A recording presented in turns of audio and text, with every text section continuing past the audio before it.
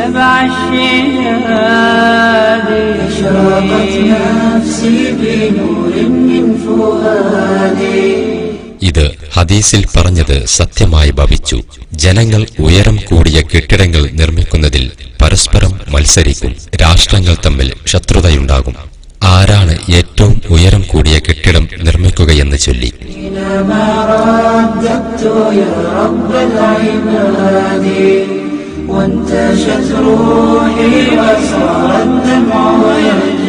അന്ത്യനാളടുക്കുമ്പോൾ സമയം പെട്ടെന്ന് തീരും. ബുഖാരി.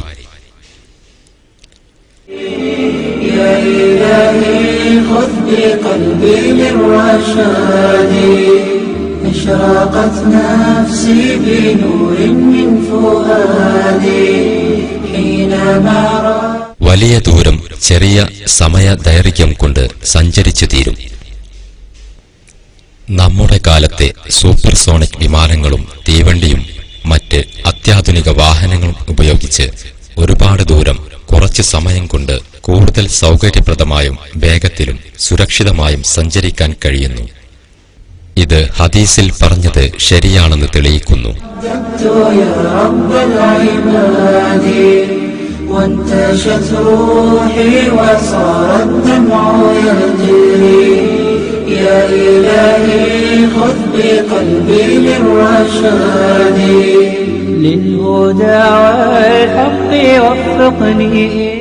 അന്ത്യനാൾ എത്തുമ്പോൾ കാര്യങ്ങൾ കുറച്ച് സമയത്തിനുള്ളിൽ വേഗത്തിൽ ചെയ്തു തീരും.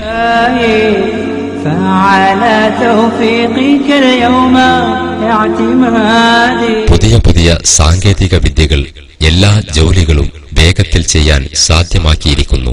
മാത്രവുമല്ല കൂടുതൽ നല്ല പ്രവർത്തന ഫലവും തരുന്നു.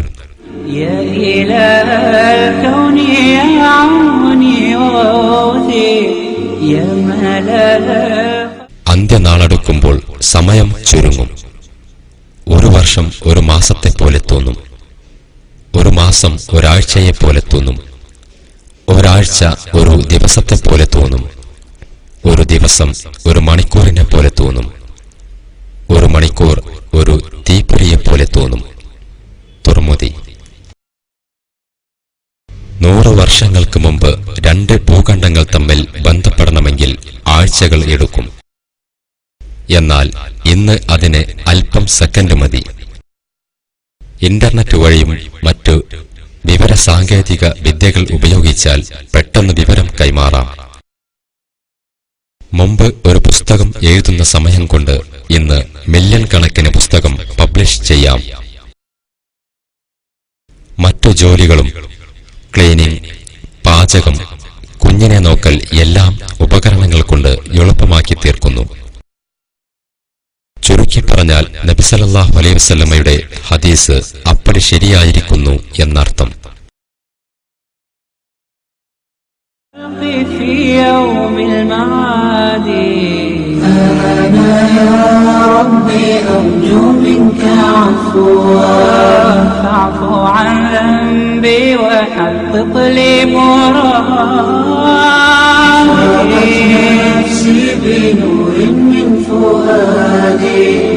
حينما رددت يا رب العباد وانتشت روحي وصار الدمع നമുക്ക് നമ്മുടെ ശബ്ദം റെക്കോർഡ് ചെയ്തു വെച്ചിട്ട് നമുക്ക് തന്നെ കേൾക്കാം. ശബ്ദലേഖനവും പുനരുൽപാദനവുമൊക്കെ 20ാം നൂറ്റാണ്ടിന്റെ കണ്ടുപിടുത്തങ്ങളാണ്.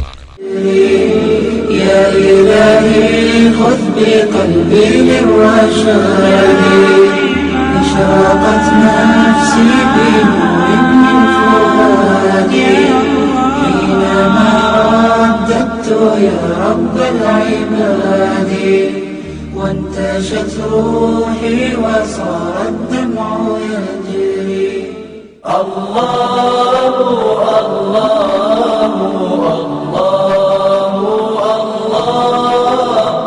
الله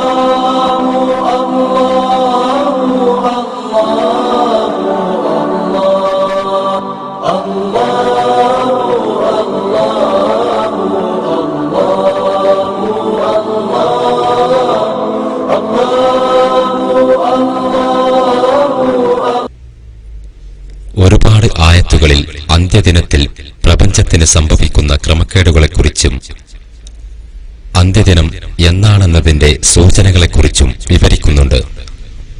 إن الساعة آتية أكاد أخفيها لتجزى كل نفس بما تسعى.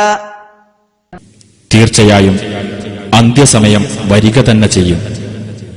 ഓരോ വ്യക്തിക്കും താൻ പ്രയത്നിക്കുന്നതിനനുസൃതമായി പ്രതിഫലം നൽകപ്പെടാൻ വേണ്ടി ഞാനത് ഗോപ്യമാക്കി വച്ചേക്കാം. أفأمنوا أن تأتيهم غاشية من عذاب الله أو تأتيهم الساعة بغتة وهم لا يشعرون. അവരെ വലയം ചെയ്യുന്ന തരത്തിലുള്ള അള്ളാഹുവിന്റെ ശിക്ഷ അവർക്ക് വന്നെത്തുന്നതിനെപ്പറ്റി, അല്ലെങ്കിൽ അവർ ഓർക്കാതിരിക്കെ പെട്ടെന്ന് അന്ത്യദിനം അവർക്ക് വന്നെത്തുന്നതിനെപ്പറ്റി അവർ നിർഭയരായിരിക്കുകയാണോ? ويقولون متى هذا الوعد إن كنتم صادقين. അവർ ചോദിക്കുന്നു, നിങ്ങൾ സത്യവാൻമാരാണെങ്കിൽ ഈ വാഗ്ദത്തം എപ്പോഴാണ് പുലരുക? ما ينظرون إلا صيحة واحدة تأخذهم وهم يخصمون. ഒരൊറ്റ ഘോര ശബ്ദം മാത്രമാണ് അവർ കാത്തിരിക്കുന്നത്. അവർ അന്യോന്യം തർക്കിച്ചുകൊണ്ടിരിക്കെ അതവരെ പിടികൂടും. ഇവിടെ നമ്മൾ 20-ാം നൂറ്റാണ്ടിൽ നടന്ന, ഇന്നും നടന്നുകൊണ്ടിരിക്കുന്ന ഒരുപാട് സാമൂഹിക മാറ്റങ്ങൾ കണ്ടുകഴിഞ്ഞു. അതിൽ കൂടുതലും 1400 വർഷങ്ങൾക്ക് മുമ്പ് പ്രവാചകൻ സല്ലല്ലാഹു അലൈഹി വസല്ലം നമ്മളോട് പറഞ്ഞിട്ട് പോയതാണ്. നബി സല്ലല്ലാഹു അലൈഹി വസല്ലം അവസാന കാലം എന്നുപയോഗിച്ചത് നമ്മൾ ജീവിക്കുന്ന ഈ കാലത്തെ കുറിക്കാനാണ്. ആ സംഭവങ്ങൾ അന്ത്യദിനം അടുത്തെത്തിയെന്നതിന്റെ സൂചനയുമാണ്.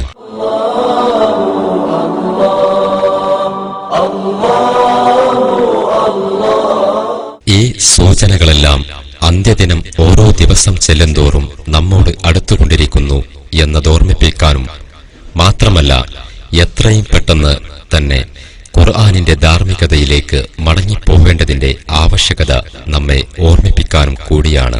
നമ്മുടെ കാലത്തെ ജനങ്ങൾ ഇക്കാര്യങ്ങളൊന്നും കാര്യമാക്കുന്നില്ല. അവരതിനെക്കുറിച്ച് സംസാരിക്കാൻ പോലും മടിക്കുന്നു. അന്ത്യദിന വാർത്ത നൽകുന്ന ഭീതിയിൽ നിന്ന് എപ്പോഴും രക്ഷപ്പെടാൻ ശ്രമിക്കുന്നു. എന്തൊക്കെ തന്നെയായാലും ആർക്കും ആ ദിനത്തിൽ നിന്നും അതിന്റെ ഭീകരതയിൽ നിന്നും രക്ഷപ്പെടാൻ കഴിയില്ല എന്നതാണ് വാസ്തവം. ഹദീസിലും ഖുർആനിലും പ്രതിപാദിച്ചിട്ടുള്ള അടയാളങ്ങൾ ഇന്ന് സത്യമായി കൊണ്ടിരിക്കുകയാണ്.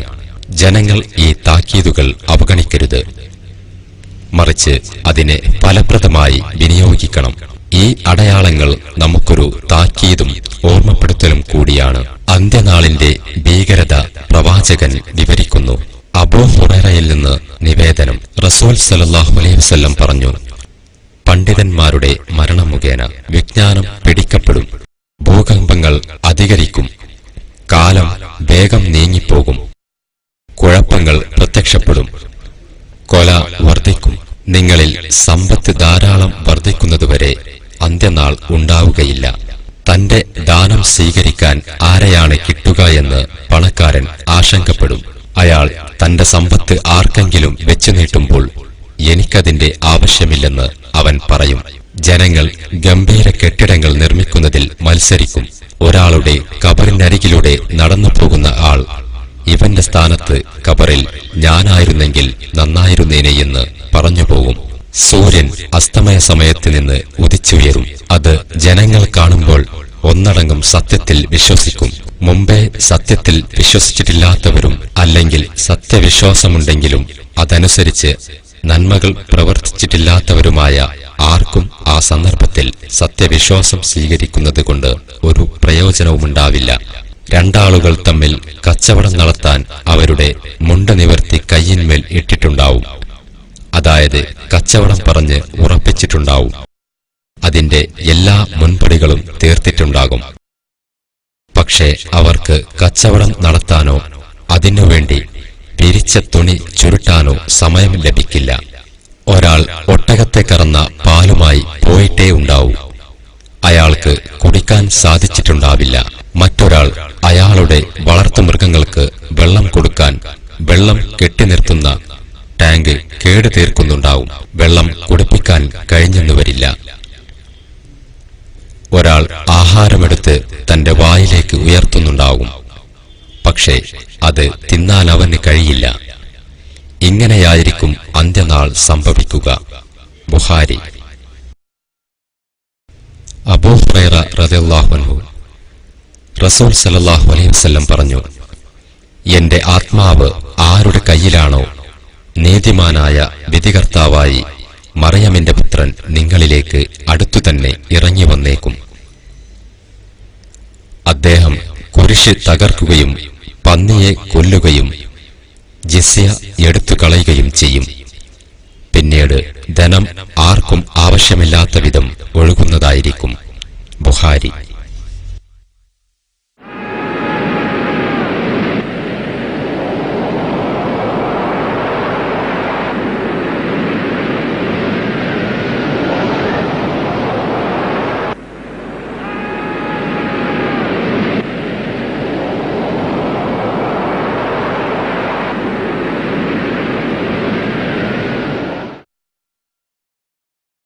بسم الله الرحمن الرحيم إذا الشمس كورت സൂര്യൻ ചുറ്റിപ്പൊതിയപ്പെടുമ്പോൾ وإذا النجوم انكدرت നക്ഷത്രങ്ങൾ ഉതിർന്നു വീഴുമ്പോൾ وإذا الجبال سيرت പർവ്വതങ്ങൾ സഞ്ചരിപ്പിക്കപ്പെടുമ്പോൾ وإذا العشار عطلت പൂർണ്ണഗർഭിണികളായ ഒട്ടകങ്ങൾ അവഗണിക്കപ്പെടുമ്പോൾ وإذا الوحوش حشرت വന്യമൃഗങ്ങൾ ഒരുമിച്ചു കൂട്ടപ്പെടുമ്പോൾ وإذا البحار سجرت സമുദ്രങ്ങൾ ആളിക്കത്തിക്കപ്പെടുമ്പോൾ إذا السماء